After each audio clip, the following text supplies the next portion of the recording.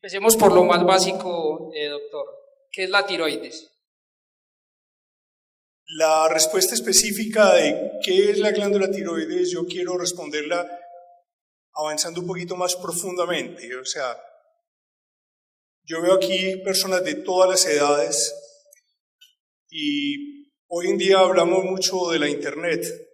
La Internet, cuando uno va a consultar alguna cosa por Internet, tiene una serie de buscadores. Entonces la tiroides, hagan de cuenta que es uno de los buscadores de todo ese sistema que tiene el organismo. Entonces la tiroides es una partecita chiquitica de todo un sistema que se llama el sistema endocrino. ¿Endocrino qué significa? Endo es interno, crino es secreción. O sea, es el sistema que secreta unas sustancias a todo el organismo. Entonces la tiroides es una de esas glándulas que conforman el sistema endocrino.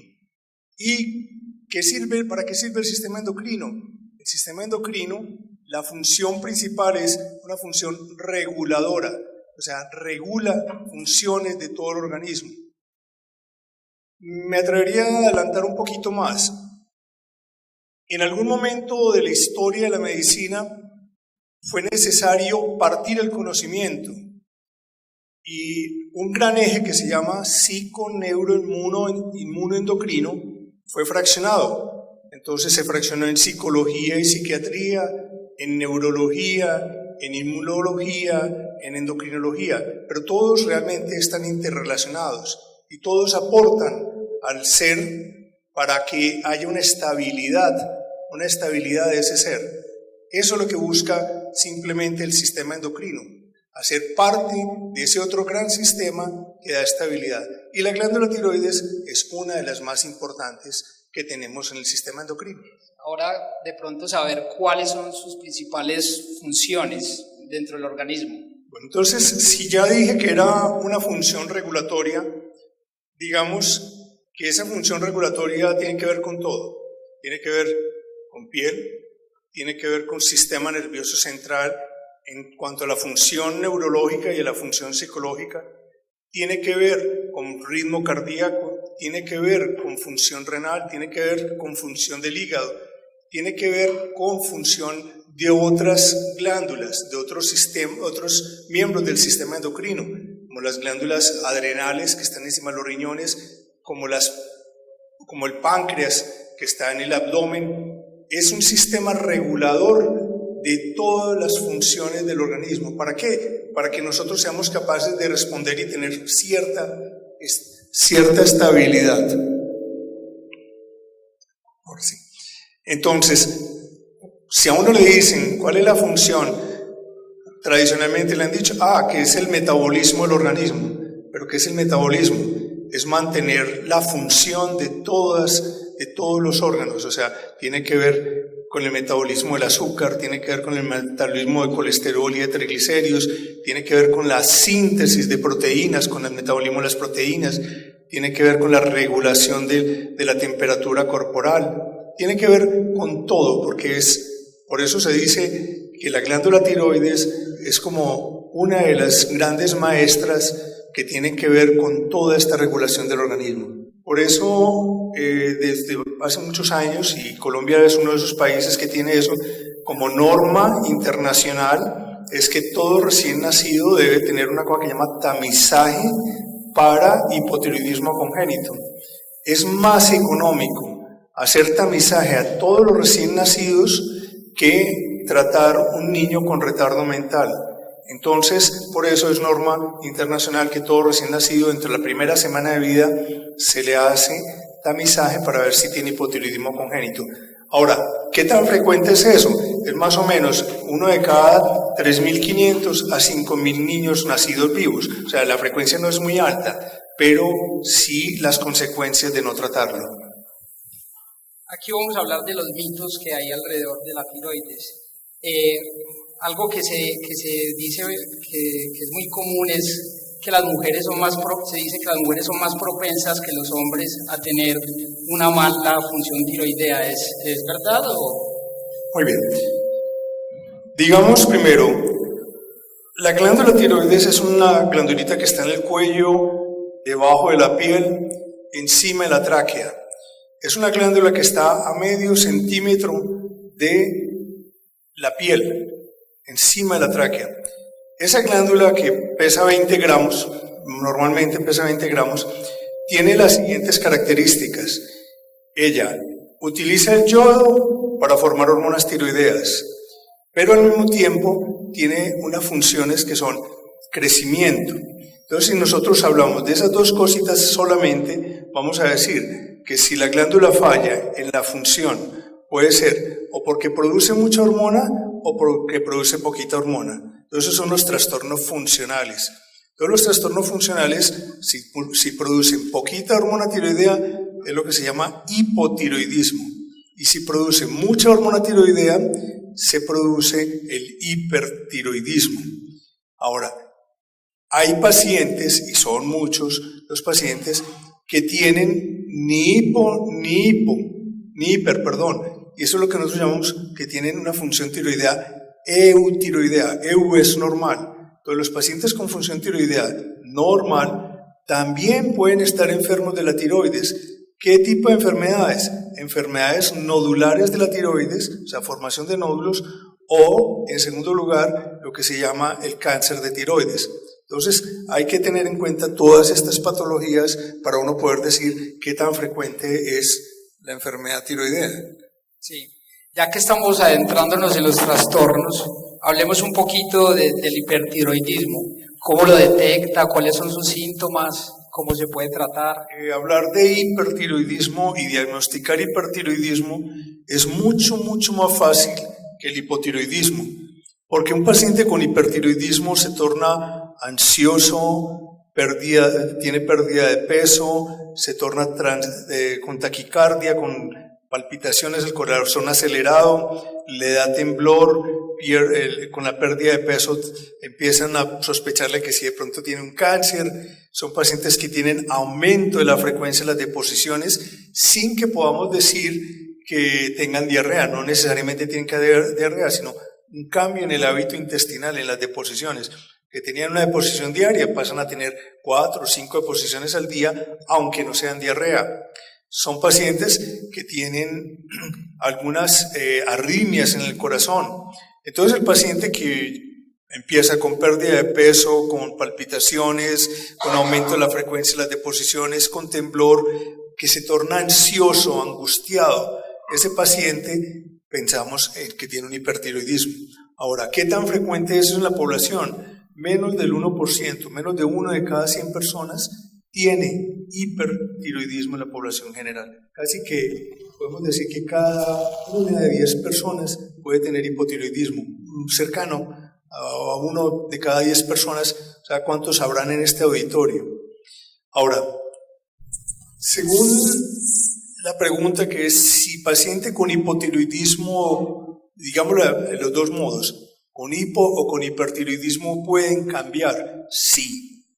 Hay una cosa que se llama hoy en día en la enfermedad autoinmune contra la glándula tiroides. Entonces, el organismo puede producir anticuerpos que bloquean la función de tiroides y producir hipotiroidismo.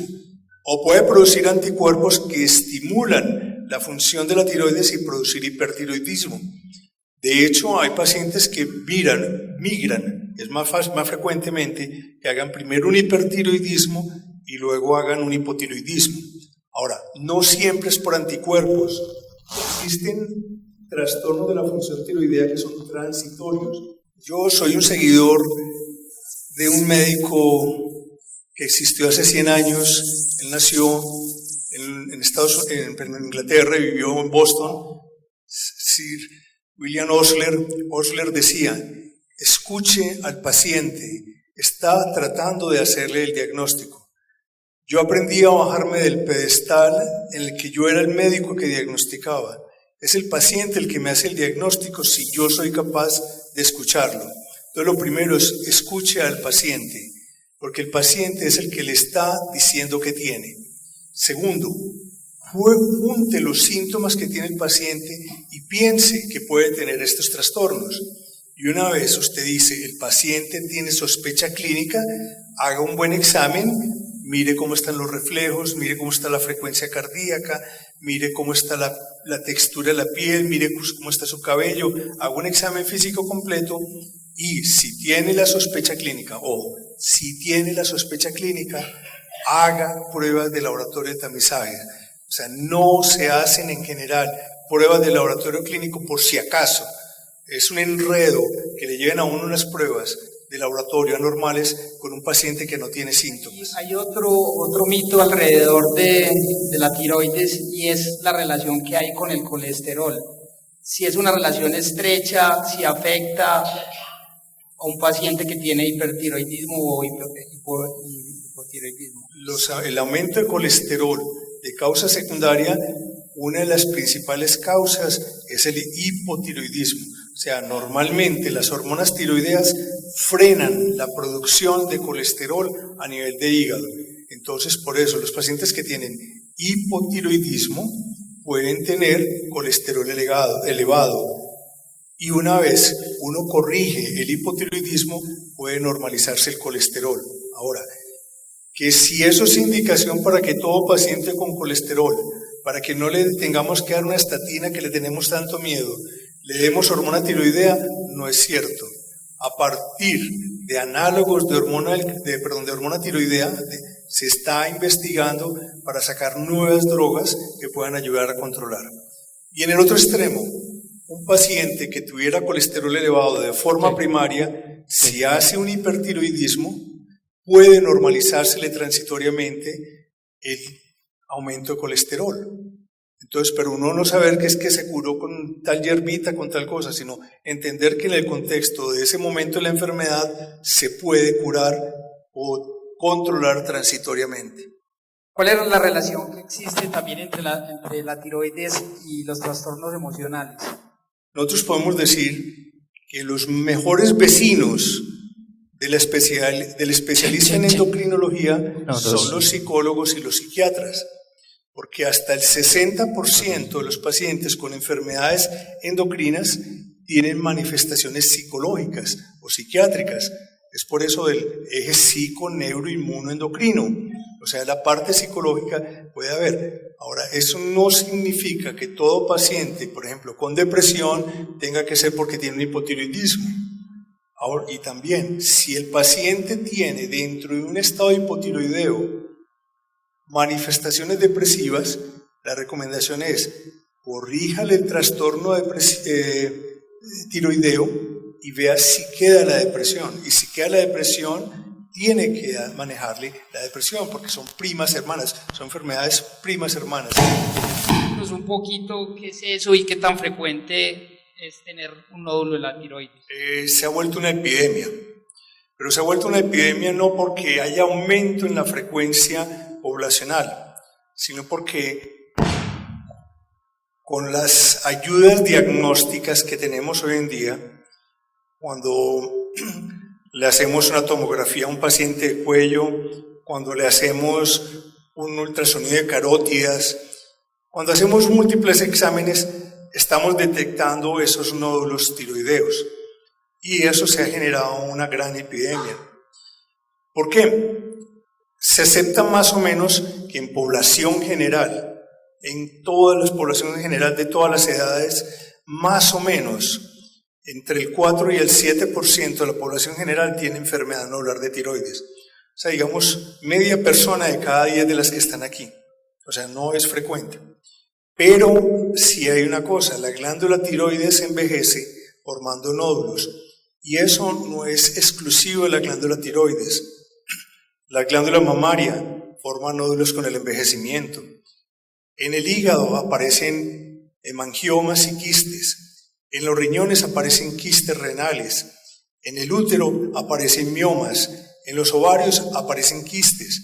Entonces, dentro del proceso normal de envejecimiento del ser humano, aparecen nódulos tiroideos, nódulos en la glándula tiroides. Y esto es más prevalente en las mujeres. Son tan frecuentes, el chequeo tiroideo es necesario a pesar de que uno no sienta nada ni dolor, que simplemente lo tenga ahí. Las pruebas bioquímicas que se utilizan para diagnosticar enfermedad tiroidea son la TSH, el T3 y el T4 y anticuerpos antitiroideos. ¿A quién le debemos pedir eso? A quien tiene síntomas y signos. O sea, cuando yo he hecho un interrogatorio y un examen físico juicioso y tengo una relativa certeza de que lo que voy a encontrar, pido esas pruebas. Lo mismo, ¿a quién le pido estudios adicionales imagenológicos? Imagenológicos viene de imagen, imagenológicos de la glándula tiroides, a quien por palpación yo le encuentre un nódulo tiroideo. Si no, usualmente no. Ahora, de nuevo, nos llegan son los pacientes que porque le estaban estudiando para otra cosa, que para un Doppler de carótidas le encontraron un nódulo tiroideo. Entonces nos llegan y nos toca evaluarlos. Pero la mayoría de esos pacientes que encontramos así, los llamamos incidentalomas, o sea, hallazgos incidentales. Y los incidentalomas pueden ocurrir más o menos en el 10% de la población. En una de cada 10 personas tienen un nódulo tiroideo que no tiene ninguna utilidad, pero no tiene ninguna importancia clínica. Entonces, en ese paciente que ya encontramos un nódulo que nos parece clínicamente significativo y lo definimos como mayor de 1 centímetro, en ese paciente es el que tenemos que pedir un ultrasonido y de acuerdo a las características del ultrasonido es el que vamos a hacerle el examen que llamamos backup o aspirado con aguja fina. El cáncer de la tiroides es tan común como los nódulos tiroideos o qué tan frecuente es?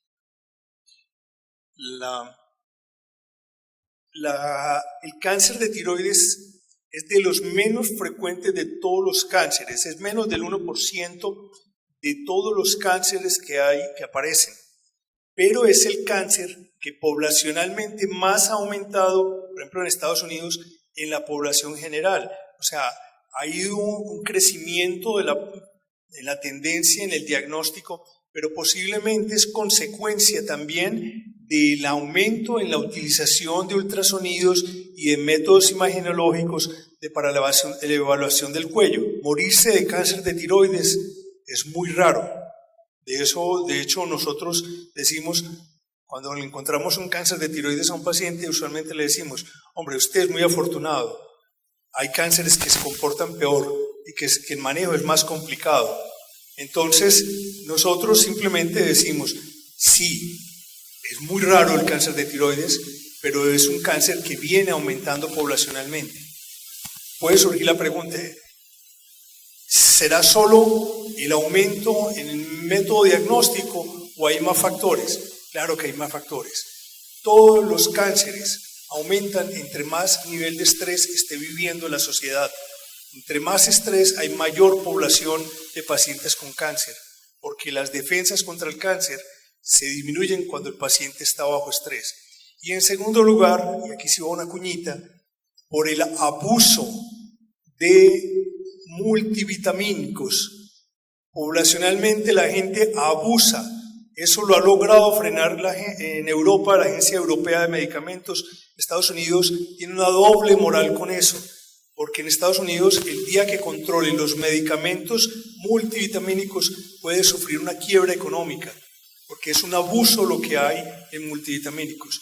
Y especialmente la recomendación que yo haría es, cuando ustedes vean un multivitamínico, quieran tomar un multivitamínico, fíjese que no tenga yodo, porque si tiene yodo, usted está aumentando la posibilidad de hacer un hipotiroidismo y aumentando la posibilidad de hacer un cáncer de tiroides el día de mañana. Ya que menciona lo del yodo, ¿cuánto yodo es bueno y cuánto yodo es malo en el organismo? Y si nosotros buscamos muchos multivitamínicos, y no voy a decir nombres comerciales, pero si busquen los más comunes y se fijan en la cantidad, van a ver que en una tableta están los 150 microgramos. Entonces, el resto de yodo que hay en la dieta, y especialmente si es una dieta que tiene sal para consumo humano, van a estar por encima de sus requerimientos diarios. Ahora, Colombia tuvo hasta hace un par de años un problema con la suplencia de yodo en el sentido de que había un exceso de yodo en la sal y eso contribuyó también a que hubiera un aumento en la enfermedad tiroidea. Los alimentos que sean recomendados, que sean ricos en yodo, o que se utilicen para ese tipo de tratamiento, que ayuden a los tratamientos. No, es más el mito que hay con algunos alimentos. Por ejemplo, se dice que con el rábano, que con el repollo, o sea, habría que, esos productos pueden tener sustancias que se llaman bociógenas, o sea, que inducen, y vale la cuña ahí para aprovechar otro tema que había sobre el tintero, de que es la palabra bocio. Bocio significa crecimiento de la glándula tiroides. Cualquier crecimiento de la glándula tiroides se llama bocio. Si es lisito, se llama bocio difuso. Si tiene nódulos, se llama bocio nodular. Entonces, muchas plantas tienen sustancias. Miren, les pongo un ejemplo. La gente no le para bolas. La soya. La gente es feliz consumiendo toneladas de soya.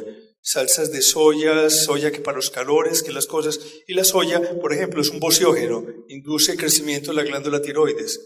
Entonces, hay cosas que pueden hacer crecer la glándula tiroides. Pero que hayan alimentos ricos en yodo como tal, que nosotros digamos tenemos que excluir de una dieta, no. La fertilidad es otro tema que se trata mucho al hablar de la tiroides. ¿Tienen alguna relación también entre la tiroides y la fertilidad? Sí, el segundo grupo especial de pacientes a los que hay que hacerles búsqueda activa de enfermedad tiroidea serían, el primero, los recién nacidos.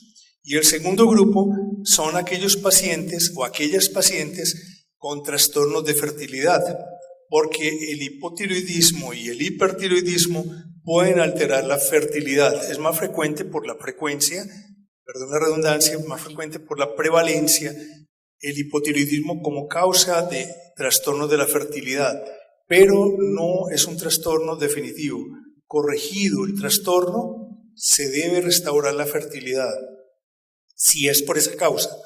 Por eso ya hay una norma internacional y es que no debe empezarse una gestación con una TSH mayor de 2,5 porque en esos pacientes puede haber mayor dificultad para quedar en embarazo y en segundo lugar mayor probabilidad de pérdidas, de abortos en el primer trimestre.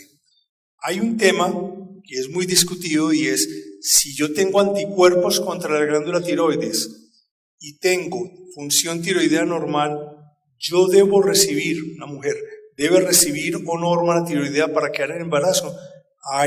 La tendencia en este momento es sí, porque esos anticuerpos pueden alterar también la fertilidad. Entonces yo diría que esos son dos grupos. Y el tercer grupo, para cerrar ese capítulo, es todo paciente con trastorno depresivo debe tener una evaluación de su función tiroidea para saber si el hipotiroidismo está contribuyendo al trastorno depresivo. Las personas mayores son más frecuentes y riesgosas las enfermedades de tiroides. Digamos que van acumulándose lo de décadas anteriores. Se acepta que más o menos 1 de cada 5 mujeres mayor de 60 años puede desarrollar un hipotiroidismo. O sea, entonces desde ese punto de vista sí, desde el punto de vista del nódulo tiroideo ya lo había dicho. El envejecimiento aumenta la frecuencia de nódulos tiroideos. Ahora, ¿qué significa hacer un diagnóstico de enfermedad tiroidea en una persona mayor? Significa ser muy cauteloso en la formulación para no hacer daño. Y más que esos pacientes normalmente son tienen múltiples medicamentos. Entonces la formulación en ellas es mucho más difícil. Hay un capítulo muy estrecho y que hay que tenerlo en cuenta, es en personas ancianas que se vuelven apáticas, tristes. Ese es un capítulo especial de pacientes con hipertiroidismo que en vez de estar agitados se vuelven todo lo contrario, bajo ánimo. Entonces hay que tener en cuenta en personas de 75, 80, 90 años y que súbitamente cambian su comportamiento, buscar en ellas si tienen un trastorno de la función tiroidea. Lo cierto es que las personas que alguna vez hayan tenido una enfermedad en la tiroides quedan medicadas de por vida. Dividámoslo, hipertiroidismo, más o menos el 50% de los pacientes con hipertiroidismo pueden entrar en remisión con tratamiento médico. Hay un 50% que van a requerir o yodo radioactivo o van a requerir cirugía. Esos que llegan a yodo radioactivo o a cirugía van a requerir hormona tiroidea de reemplazo de por vida, porque la hormona tiroidea, como es una hormona reguladora, es necesaria para la vida. Segundo, pacientes con hipotiroidismo. Hay hipotiroidismos transitorios, que a mí me dio una virosis y hice una tiroiditis transitoria, posiblemente no voy a necesitar droga de por vida. Si una mujer que hizo una tiroiditis posparto, puede que al final del primer año ya esté normalizada. Ahora, si esa mujer hace, cada vez que tiene un hijo, una tiroiditis, puede llegar a dañarse la tiroides y requerir hormona de por vida.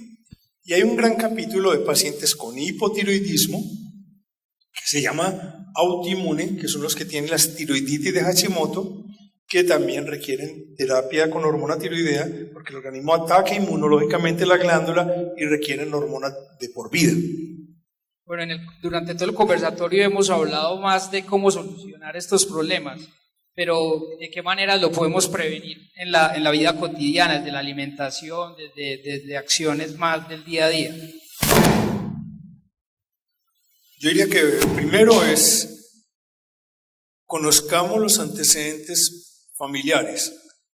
Es muy triste que cuando uno llega a un paciente en un consultorio y le pregunta al paciente de qué ha sufrido su familia, no nos sepa responder. Entonces, la idea es esta. Primero, conozcamos los antecedentes familiares, porque conocer los antecedentes familiares nos permite estar alertas ante los síntomas que puede presentar un paciente. Ahora, que si yo puedo hacer una medida nutricional, de pronto para evitar el crecimiento de nódulos y eso, lo que les mencionaba yo, evitar abusos nutricionales, la soya, el rábano, pero eso necesita exposiciones por mucho tiempo y a grandes dosis, pues a grandes cantidades. Se me viene a la memoria de pronto una medida preventiva y es, mujeres, exijan cuando les hagan mamografías, y hombres, cuando hagan placas de tórax, exijan que les pongan el protector de cuello, protector de plomo en el cuello, para evitar la irradiación de la glándula tiroides. La irradiación de la glándula tiroides es fuente de aparición de nódulos, de hipotiroidismo y de cáncer de tiroides. Bueno, esta es una pregunta relacionada con la alimentación. ¿Es bueno comer coco y pescado para el hipotiroidismo? No, yo quisiera, si la persona está por aquí cerquita, me explique el por qué.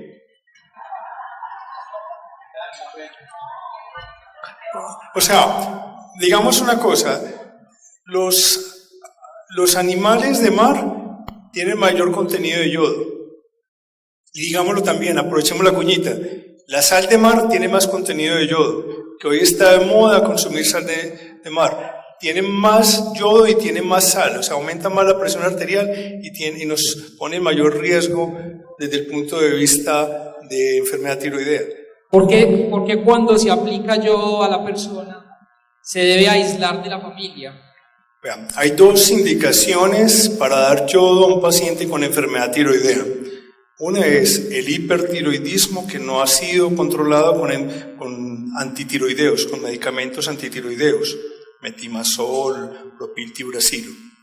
Esa es una indicación y esa tiene una dosis, digamos, vamos a hablar de dosis normales que van desde 10 hasta 100. Las unidades son milicurios. Entonces, ese paciente que tiene el hipertiroidismo se le da entre 10 y 20 milicurios.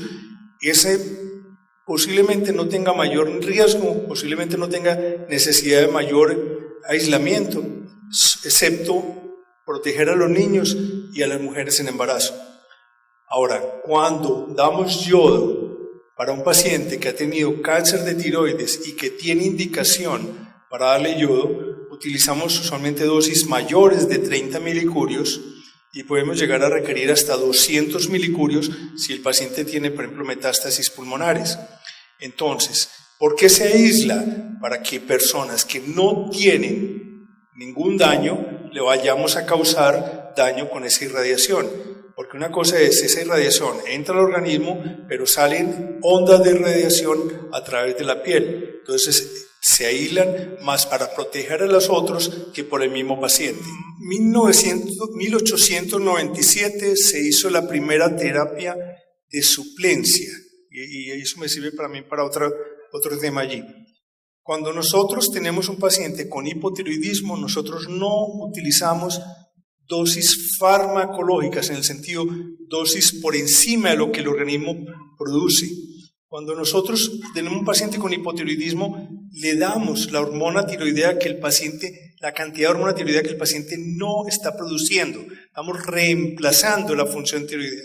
No estamos haciendo que la hormona tiroidea haga funcionar la glándula tiroides, sino que la reemplaza. Y de ahí que eso sea una enfermedad, la mayoría de las veces una enfermedad crónica. Entonces, si yo doy terapia de reemplazo hormonal, entonces tengo que ser muy cauto en saber cuál es la dosis que debo dar. Y hoy en día, cuando dije que cuando Murray en 1897 empezó la terapia con hormona tiroidea, cogió ganado vacuno, sacó la tiroides, la maceró, hizo un polvo, lo disecó, hizo un polvo y le administraba eso a los pacientes. Algo parecido utilizamos nosotros hasta hace unos 40 años, cuando utilizábamos, algunos recordarán, el Proloid. El Proloid era sacado de ganado bovino, era una gran molécula que tenía las 4 hormonas tiroideas, T1, T2, T3 y T4. Pero con eso nos ocurría que el paciente muy frecuentemente teníamos más droga de la que necesitábamos. Y desde más o menos en 1982 al 84 se sintetizó la hormona tiroidea natural, sintetizó la hormona tiroidea similar a la natural, que se comporta exactamente igual a la que produce la glándula tiroides. Entonces nosotros lo que estamos haciendo es reemplazar.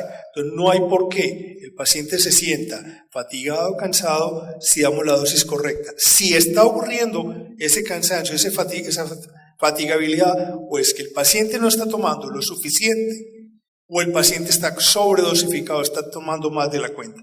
Y una cuñita, no se olviden que la hormona tiroidea se debe tomar 1 hora antes del desayuno y solo con agua, no con ningún tipo de bebidas. Y que no se debe utilizar en el desayuno cereales y eso, porque si no ha acabado de absorberse la hormona tiroidea, se la roba ese cereal. Bueno, ¿qué es el tiroidismo silente y qué tan grave puede ser? Ese es otro capítulo de esos bien peleados en medicina y especialmente en endocrinología, lo que se llama el hipotiroidismo silente o hipotiroidismo subclínico o síndrome de la glándula tiroides fallando. Posiblemente describa solamente un momento en que hay una ligera elevación de la TSH con una T4 normal. Me explico. La glándula tiroides produce T3 y T4, que son las hormonas tiroideas, y eso es medido. El organismo tiene un sensor en la hipófisis, detrás de los ojos, detrás y encima de los ojos, que se llama la glándula hipófisis. Esa glándula hipófisis produce la TSH. Entonces, cuando el organismo produce T3 y T4, la hipófisis dice, los niveles son normales. Cuando produce poquita T3 y T4, la hipófisis dice, necesito mandar hormona estimulante de tiroides. TSH es hormona estimulante de tiroides. Entonces aumenta. Entonces hay un momento en que aumenta y normaliza T3 y T4. Ese momento en que está elevada la TSH con T3 y T4 normales es lo que llama hipotiroidismo subclínico. Ahora, ¿qué porcentaje de pacientes de esos van a ir a hipotiroidismo? Se calcula que más o menos el 50% a 10 años van a ser hipotiroideos, pero hay un 50% que no. ¿Por qué da tanta depresión sufrir de la tiroides y por qué es tan difícil bajar de peso? Empiezo por la segunda. Es difícil bajar de peso porque de las cosas más difíciles es modificar hábitos de vida. Hay una abreviatura que nosotros utilizamos mucho que se llama CTB. CTV significa cambios terapéuticos en el estilo de vida, y es alimentación, nutrición y, en segundo lugar, ejercicio. Cuando yo le hago las cuentas a un adolescente o a una adolescente en el consultorio y le muestro que 3 aguardientes tienen más calorías que un paquete de papitas, estoy diciéndole, ojo, usted está contando cosas, está queriendo cambiar de hábitos de vida sin modificar su modo de vida. Entonces realmente no es que sea difícil bajar de peso con hipotiroidismo. O sea, uno debe reemplazar la hormona tiroidea y debe llevar al paciente inmediatamente al peso que tenía antes de que comenzara la enfermedad tiroidea. O sea, no tiene por qué tener más peso. Tengo 74 años. Desde los 62 me diagnosticaron hipotiroidismo. La mantengo controlada, pero el reflujo y molestias en la garganta son frecuentes. ¿Tiene esto relación? El hipotiroidismo no controlado puede aumentar el reflujo, pero el hipotiroidismo bien controlado no tiene asociación con reflujo. Entonces, en ese paciente lo que tienen que buscar es que tenga, por ejemplo, una hernia hiatal o que tenga otra causa del reflujo. Y venga que me quedó pendiente la pregunta anterior sobre la depresión. Cuando hay depresión y que persiste después de normalizar la función tiroidea y persiste la depresión, usualmente es porque hay historia familiar o factores medioambientales, sociales o familiares que están haciendo que perdure esa depresión. Entonces hay que corregir esos problemas también. Bueno, otra pregunta que tiene doble. ¿Es verdad que es necesario esperar 1 hora después de tomarse la pastilla para regular la tiroides antes de consumir algo? Sí, ya la dijimos ahora, sí.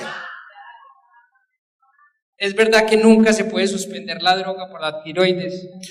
O sea, digamos que a veces ve uno el vicio de que el paciente dice, yo suspendí la droga 3 semanas antes para hacerme los exámenes. Eso es un error, porque a nosotros lo que nos interesa es conocer si la suplencia es adecuada o no. ¿Quién debe suspender la hormona tiroidea? El médico que tiene la sospecha de que el paciente tuvo una tiroiditis transitoria y que hubo necesidad de poner la hormona tiroidea y debe indicar cómo suspenderla gradualmente para que no haya un daño.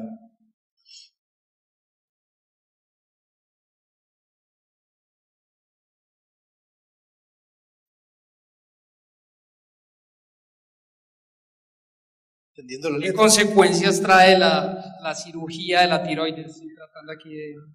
No.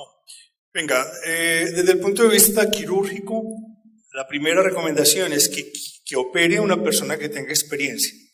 Las dos indicaciones para cirugía de tiroides básicamente son cáncer de tiroides y, en segundo lugar, pacientes que han tenido algunos tipos de hipertiroidismo. Siempre la cirugía de tiroides la debe hacer un cirujano de cabeza y cuello o un otorrino con experiencia en cirugía de tiroides. ¿Por qué? Porque detrás de la tiroides hay 2 estructuras muy importantes. Una son las glándulas paratiroides, son 4 glandulitas chiquitas, miden normalmente 2-3 milímetros, que si se dañan alteran el metabolismo del calcio y muchas veces de por vida. Segundo, porque la cirugía de tiroides puede dañar los nervios laringeos recurrentes y producir parálisis de la cuerda vocal.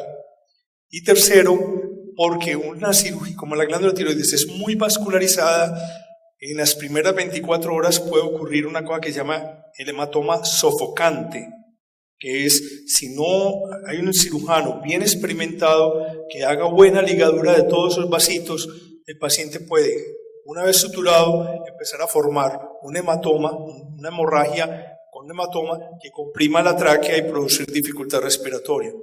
Entonces, básicamente esas son las 3. ¿Cuál es el medicamento más adecuado para el tratamiento del hipotiroidismo? Pero voy a decir que se llama la levotiroxina sódica, pero que tengan pánico a las levotiroxinas genéricas. Especialmente las levotiroxinas genéricas tienen un problema muy grave, y es que tienen una variabilidad, una variación de lote a lote, que aunque le digan a uno, vea que el paciente, que esto fue aprobado por el INVIMA, que le hicieron la prueba y que sí tiene levotiroxina sódica, uno ve que eso fluctúa. Hay pacientes que uno ve, hoy están con una TSH de 2 y a los 6 meses tienen una TSH de 100. Entonces uno dice, ojo, tengan mucho cuidado. A mí personalmente, yo no me comprometo a tratar a un paciente con una levotiroxina genérica.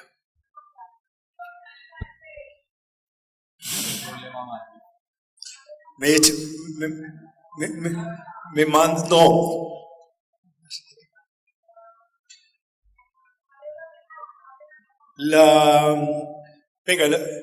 No es cierto que las EPS, o sea, cuando uno justifica, lo que pasa es que las EPS le han transmitido al médico una decisión que debe ser de ellos. Ellos le piden a uno que uno les demuestre que hubo falla terapéutica y que uno sea, como médico, el que denuncie a esa fábrica ante el INVIMA y que uno sea el que siga todo el proceso.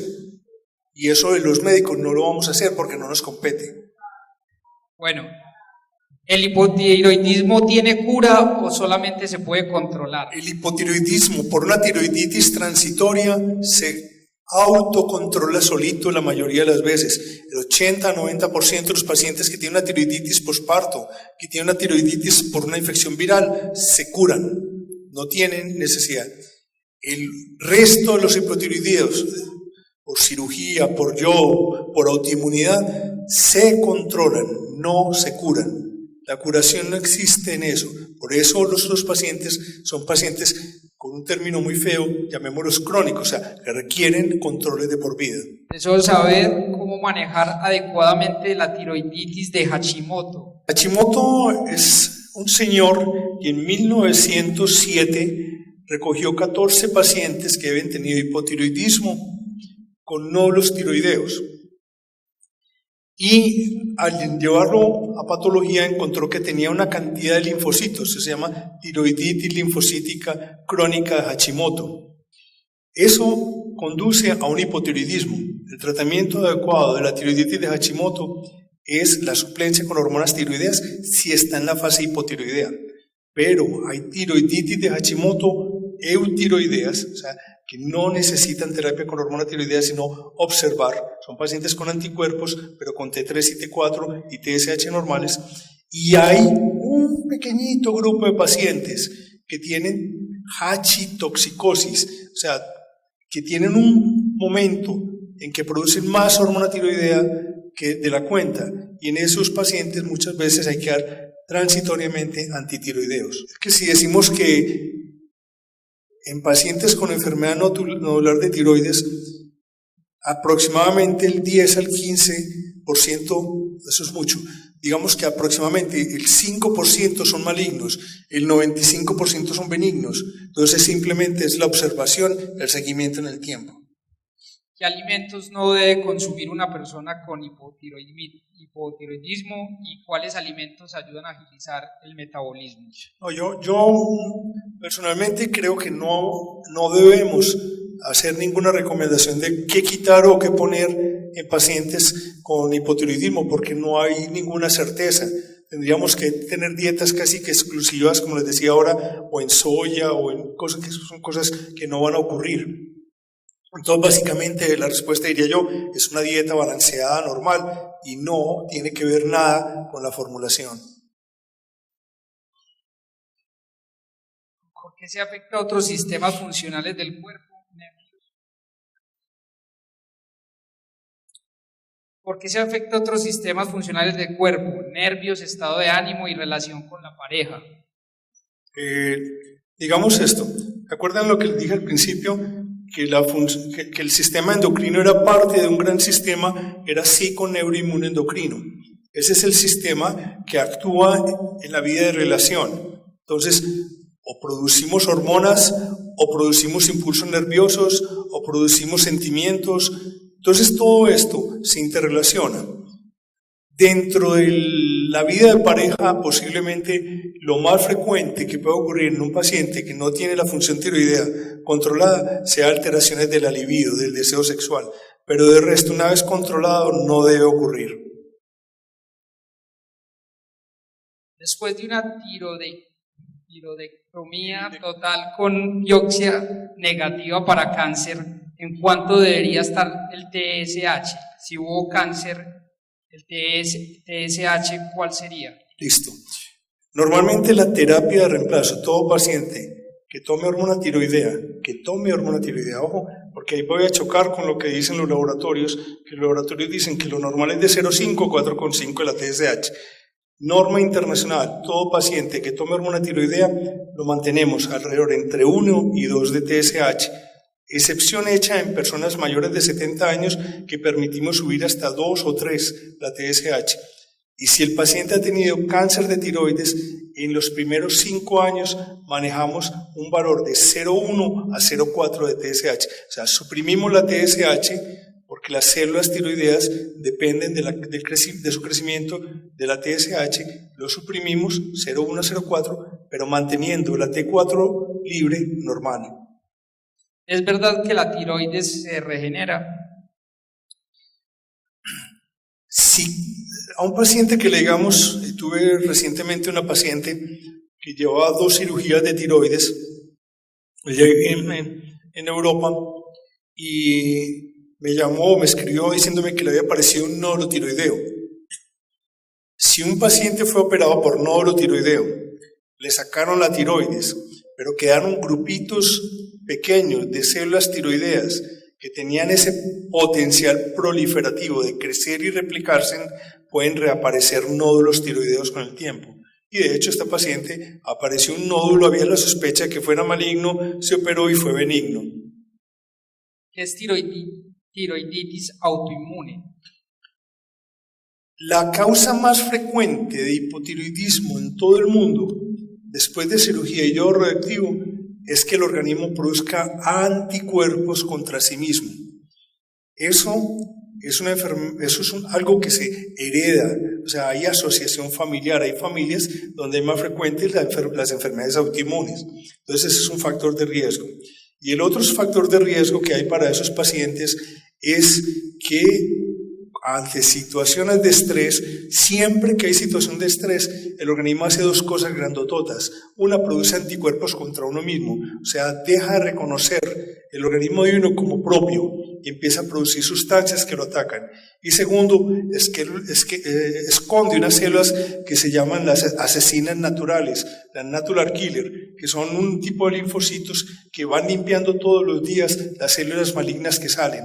Entonces, cuando hay estrés, hay más frecuentemente enfermedades autoinmunes. Si yo tengo una historia familiar de enfermedad autoinmune contra la glándula tiroides y estoy bajo una situación de estrés, tengo más probabilidad de empezar a producir esos anticuerpos y que esos anticuerpos dañen la tiroides. Eso es lo que llaman la tiroiditis. La tiroiditis de Hashimoto es una tiroiditis autoinmune y es la causa más frecuente de hipotiroidismo en el mundo en este momento. ¿Los problemas de tiroides se pueden manejar con medicamentos naturales? Venga, esa pregunta es muy interesante porque ahora está de moda una preparación que se llama tiroides y es una copia del tiroides Armour. El tiroides Armour era cómo se reemplazaba la terapia con hormona tiroidea antes del Proloid. Y nos la están ofreciendo y nos la están dando como si fuera una cosa natural. Claro que es natural, es triturado, es un macerado disecado de tiroides bovino. Claro, es natural, no tiene posiblemente cosas químicas, pero no está estandarizado en cuanto a dosis. Y corretemos el riesgo de llevar a un paciente para un hipertiroidismo, a un sobretratamiento. Entonces, natural como tal, no tenemos. ¿Qué influencia tiene la tiroides en el síndrome de Sjögren? De Sjögren. Si yo digo que hay síndrome de Sjögren es ojo seco, boca seca, nariz seca. Hay síndrome de Sjögren primario, que no tienen nada de autoinmunidad, y en ellos los pacientes que tienen enfermedad tiroidea pueden tener como manifestación que haya ojo seco, boca seca y eso, hagan como un Sjögren. Pero también los pacientes que tienen hipotiroidismo autoinmune, hipotiroiditis de Hashimoto, como es una enfermedad autoinmune, pueden tener también anticuerpos contra las glándulas lacrimales, las glándulas salivares, y producir anticuerpos que dañen esas glándulitas y dar ojo, nariz, boca seca. Entonces pueden haber alguna asociación. El ejercicio sirve para tratar el hipotiroidismo. ¿Qué relación tiene el hipotiroidismo con las ojeras? Yo creo que más bien con el mal dormir. Bueno, sufro de tiroides desde los 11 años, justo después de la primera menstruación. Mito, ¿existe la probabilidad de no poder concebir o no tiene nada que ver? Es un mito. Una paciente con adecuada suplencia con hormona tiroidea, si no tiene ningún otro factor, debe tener su fertilidad completamente normal. Hablar de relación de tiroides con paratiroides. Es una relación simplemente territorial. Detrás de la tiroides, junto entre la tiroides y la tráquea, están las 4 glandulitas, las paratiroides, pero son 2 funciones completamente diferentes. Las paratiroides tienen una función que tiene que ver con el metabolismo del calcio y el fósforo del organismo. En cambio, la tiroides con regulación de todo el organismo. Una persona con hipotiroidismo debe tomar de por vida el medicamento Torixina o puede descansar un tiempo, meses o años. Personalmente, si tiene un hipotiroidismo primario, crónico, definitivo, tiene que tomar de por vida porque es una suplencia, no está produciendo su organismo una sustancia y hay que dársela. Hace unos 40, 50 años se utilizó la hormona tiroidea para bajar de peso, pero el exceso de hormona tiroidea hace bajar de peso, pero a expensas de producir arritmias cardíacas y osteoporosis. Está condenado y abandonado en el mundo. Volvemos con el tema de los alimentos. No sé si vas a querer responder a esta pregunta, pero preguntan ¿qué alimentos ayudan a combatir el cansancio y la falta de energía a consecuencia del hipotiroidismo? No existe. O sea, a ese paciente hay que investigarle otras causas del cansancio. O sea, si la tiroides está bien reemplazada y persiste, búsquele anemias. De pronto venga, yo le digo ahí una cosa. A veces la enfermedad autoinmune más frecuentemente encontrada en pacientes con tiroiditis de Hashimoto, o sea, con hipotiroidismo, es la deficiencia autoinmune de vitamina B12. Entonces inviten a sus médicos a que les investiguen si están bajitos de vitamina B12, porque el reemplazo de la vitamina B12 sí puede dar cansancio, fatigabilidad, anemia, pero no es porque sea en sí la enfermedad tiroidea. ¿Hay alguna relación entre el hipotiroidismo y la insuficiencia renal? No, hay asociación entre hipotiroidismo e insuficiencia suprarrenal, o sea, de una glandulita que hay encima de los riñones que se llama las glándulas adrenales, que son las que producen el cortisol, que es otra hormona importantísima en el organismo. ¿Cómo hacer seguimiento a un nódulo benigno para que no se convierta en uno maligno? Un nódulo benigno, un nódulo que es benigno, no se convierte en uno maligno. Un nódulo benigno que se hace seguimiento y que lleva más de dos o más aspiraciones, las 2 más de BACAF aspirado con agua fina, y en 2 o más ocasiones sea benigno, ese paciente tiene una enfermedad benigna de tiroides que no justifica seguir chuzándolo, funcionándolo periódicamente, sino hay cada 2 años hacer un control ultrasonográfico y cuando cambien las condiciones pensar en aspirarlo. Ahora, ocurre que le dicen, vea, es que me lo habían puncionado y dio benigno y a los 2 años me lo vuelven a puncionar y es maligno, es que cambió. No es que cambió, es que en la primera vez no puncionaron donde estaba el cáncer. Entonces fue un error en la punción, no error del médico, sino en el error del punto donde se hizo el aspirado. Cuando el tiroxin cae pesado al estómago, ¿cuál es otra opción? La posibilidad de que la levotiroxina produzca algún grado de disconfort en el estómago. Y como hay que tomarla en ayunas y con agua, puede producir algo de acidez. Está a punto de llegar a Colombia una levotiroxina en cápsulas de disolución lenta. Esa posiblemente va a ser la solución para esos pacientes. La otra opción, y yo con el paciente que me hace dispepsia, que hace síntomas de gastritis, cuando lo toman en ayunas es pasarlo para las horas de la noche, al momento de acostarse. Después de 2 horas, o 2 o 3 horas, mejor 3 horas de la última comida. ¿Es verdad que las radiografías pueden alterar la tiroides? Ya lo habíamos mencionado ahora con lo de la mamografía y la placa de tórax. Tomar el Troxin de 50 miligramos es bueno para la tiroides. Es una de las presentaciones de levotiroxina. A mí personalmente no me gusta. Voy a explicar por qué no me gusta. La norma internacional dice que la levotiroxina debe empacarse en un blister que sea metálico por ambos lados. Y ese medicamento no viene empacado así. Y que se saque la pastilla al momento de ser ingerida. Entonces, por eso personalmente no me gusta. ¿Cuál es el rango en el que debe estar la tiroides para que sea normal? Ya lo mencioné ahora. El paciente que es hipotiroideo, de 1 entre 1 y 2. El paciente que es normal, que no tiene deficiencia de hormona tiroidea, entre 0,5 y 4 más o menos. Tengo el nódulo, no sufro de hiper ni de hipo, pero tengo un montón de síntomas. ¿Por qué sucede esto? No tomo medicamentos. Debe tener alguna otra enfermedad no descubierta. La Levotrix me genera dolor de cabeza y sueño. ¿Cuáles son las consecuencias de no tomar el medicamento? Usualmente, si le está produciendo dolor de cabeza y sueño, revise la dosis, porque posiblemente está mal dosificado. Porque en sí es el exceso de hormona tiroidea lo que da dolor de cabeza.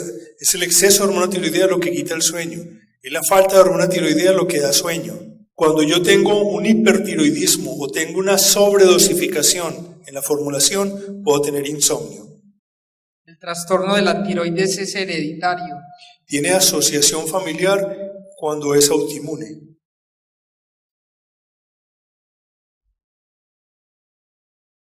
¿Ser vegetariano influye en los trastornos de la tiroides? No tiene ningún problema. Hay preguntas que ya están, las hemos hecho muchas veces, entonces estamos haciendo aquí depurando. ¿Es cierto que no es conveniente realizarse un tratamiento láser de depilación definitiva si se sufre de tiroides? No hay contraindicación. Si está controlado, ¿cada cuánto se debe realizar un examen de sangre? O sea, si no hay síntomas, no se deben pedir pruebas de sangre. Si el paciente está tomando hormona tiroidea, la recomendación es al principio, cuando se inicia la terapia con hormona tiroidea, cada 3 a 6 meses y luego al menos 2 veces por año. ¿Qué procedimientos o tratamientos se deben evitar si se sufre de un problema en la tiroides? No hay nada. ¿Una contraindicación de tratamientos médicos? O sea, de pronto, digamos una cosa muy sencilla, y es un paciente que va a ser llevado a cirugía debe tener su función tiroidea controlada. Si el paciente tiene un hipertiroidismo, puede hacer una cosa que se llama crisis de tormenta tiroidea, que puede amenazar la vida del paciente. Esa es una cosa, o sea, yo diría que es al revés, es cuando nosotros tengamos un paciente con enfermedad tiroidea, controlémoslo. Y el paciente que está hipotiroideo, puede ocurrir que al llevarlo a cirugía tenga aumento del tiempo de sangría, de sangrado, y puede ocurrir que se le baje el sodio. Entonces el postoperatorio puede ser más complicado. Entonces siempre que vaya a ser llevado a cirugía un paciente con trastorno tiroideo, debe ir con la función tiroidea compensada. Ante la tiroidectomía total, el medicamento alcanza a suplir la función tiroidea. ¿Qué probabilidad hay que el cáncer de tiroides haga metástasis con el tiempo en algún otro órgano? Creo que escapa lo del auditorio, porque tendría que hablar de tipos de cánceres de tiroides, pero digamos que el más frecuente, que el más 95% de los cánceres de tiroides es el carcinoma papilar de tiroides, y el carcinoma papilar de tiroides tiene tendencia a dar metástasis a cuello, y aún con metástasis a cuello, no disminuye ni la expectativa de vida, o sea, el tiempo que vamos a vivir, ni la calidad de vida. Entonces, posiblemente no hay mayor riesgo de mortalidad específica por cáncer de tiroides. ¿El hipotiroidismo afecta la circulación en las piernas? En el hipotiroidismo puede ocurrir una cosa que se llama mixedema pretibial, o sea, como una especie de engrosamiento de las piernas, como si fuera un edema, pero no es un verdadero edema porque no es líquido, sino un material mucinoso, como gelatinoso dentro de la piel. Y muchas veces, después de controlado el hipotiroidismo, desaparece, pero otras veces no. Eso puede aumentar la compresión de las venas y producir linfedema asociado. Fui operada de cáncer de tiroides hace 15 años. Desde entonces tomo siempre 2 pastillas, Synthroid y Citamel 5 miligramos. En el intervalo en que pasamos de Proloy a la levotiroxina, se conseguía una cosa que se llamaba Eutroid 2, que era una mezcla de levotiroxina con triyodotironina. El Citomel es triyodotironina. Es una minoría de pacientes los que requieren esa mezcla. Es una minoría de pacientes. Yo diría que tal vez tengo 2 pacientes que tienen esa necesidad. Y son pacientes que tienen unas cosas que llaman síndrome de resistencia a las hormonas tiroideas. No es lo más frecuente. Hay un subgrupo adicional y es pacientes que tienen una cosa que es hipotiroidismo con una depresión que se llama depresión atípica. Esos pacientes con hipotiroidismo y con depresión atípica son pacientes que no mejoran la depresión con los antidepresivos, y agregándoles un poquito de T3, de triyodotironina, les ayuda a uno a corregir la depresión, mas no necesariamente el hipotiroidismo. ¿Afecta la tiroides el crecimiento cuando se está en etapa de crecimiento? Sí. Inmediatamente en un niño aparece hipotiroidismo, se frena la maduración ósea y uno puede detectar a qué edad le empezó el hipotiroidismo a un niño mirando la edad de los huesos. Entonces eso es importantísimo. Con cualquier niño que frene su desarrollo tenemos que mirar la posibilidad de que tenga un hipotiroidismo. Y hay una cosita importante allí. Curiosamente, en las niñas se frena el crecimiento, pero hacen maduración de caracteres sexuales secundarios, hacen una pseudo pubertad precoz. Entonces son niñas que quedan bajitas y empiezan a madurar antes de tiempo la esfera sexual. ¿Es cierto que la pastilla para el hipotiroidismo se puede tomar con jugo de naranja para una mejor absorción? Ya lo respondí que no. Ya. También con agua de limón, ya. Tampoco.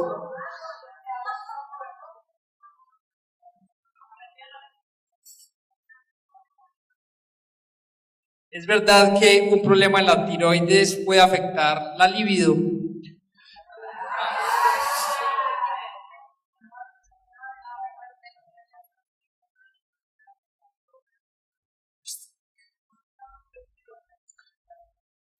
Por aquí me soplaron algo mientras Sebastián termina allí, y es la levotiroxina, la hormona tiroidea, no se puede tomar con ningún otro medicamento. O sea, pongo el ejemplo, que a veces dicen, que es que tengo que tomar un esomeprazol en ayunas. Primero se toma la hormona tiroidea y a la hora se toma el esomeprazol. O sea, no debe mezclarse. ¿Tomar biotina y vitamina D es malo para la tiroides? No tiene ningún problema. ¿La leche de soya tomada diariamente, un vaso, puede ser dañina? Yo creo que esa cantidad no. Yo creo que la leche de soya tomada diariamente lo que puede es engordar, porque la mayoría de la leche de soya que hay en nuestro medio es cargada de azúcar.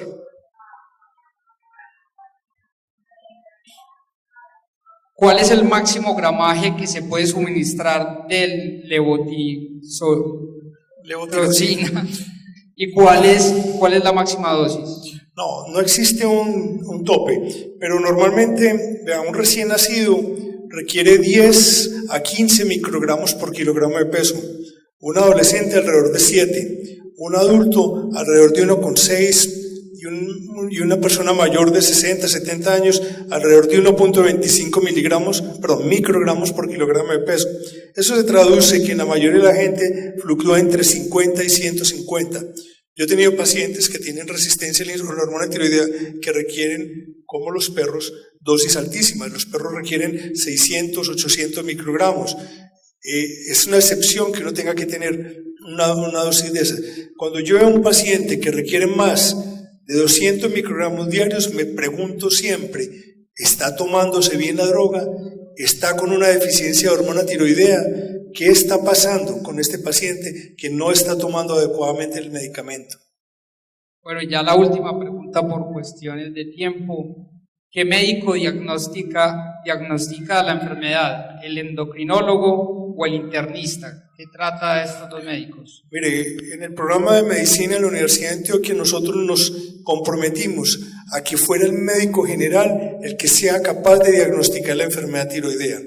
Ahora, nosotros recomendamos que el hipotiroidismo lo maneje mínimo un internista y que el cáncer de tiroides y la decisión de llevar a un paciente a terapia, a cirugía o a terapia con yodo, la decida el endocrinólogo. Muy fácil de responder. La idea es esta. Hoy en día hay criterios por ultrasonido que hacen sospechoso que un paciente tenga cáncer de tiroides. El aumento de la vascularidad, la presencia de calcificaciones, el que sea hipoecoico, que sea más como una densidad diferente del resto de la glándula, el que tenga bordes irregulares, el que tenga mayor de 1 centímetro. Esos son los nódulos que hay que puncionar. Los otros simplemente se observan. Cada 1 o 2 años. Eso es de crecimiento. Bueno, ya sí. No, ninguna. Venga, que esa pregunta que no quede en el tintero. Si yo estoy partiendo del principio que estoy haciendo suplencia, estoy dando la hormona que necesita para un funcionamiento adecuado. No estoy hablando de dosis farmacológicas, de dosis tóxicas para ningún órgano.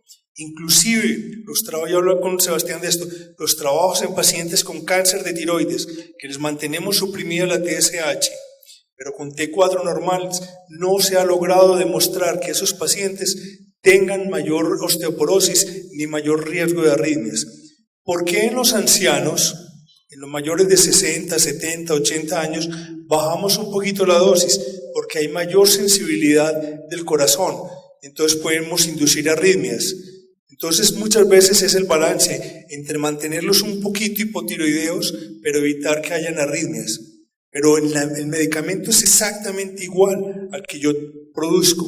Entonces, si es exactamente igual, ¿por qué voy a tenerle miedo? Hay para el hipertiroidismo lo que llaman los antitiroideos, el metimazol y el pripiltiuracilo, que pueden tener efectos adversos severos como disminución de los glóbulos blancos, como hepatitis, que hay que vigilarlo cuando se utiliza. Okay. La última, porque ya por la última. Si la pastilla se va a partir, debe garantizarse que quede almacenada en las mismas condiciones en que venía. O sea, usted tiene que sellar el estuche para utilizarlo al otro día. Mire, de levotiroxina existe 25, 50, 75, 88, 100, 112, 125, 137, 150, 175 y 200 microgramos en nuestro medio. Hay 11 presentaciones. Ahí es un trabajo que hay que hacer con las EPS, porque las EPS no mantienen sino de 50 y de 100 y máximo de 75. Bueno, buenas noches. Buenas noches.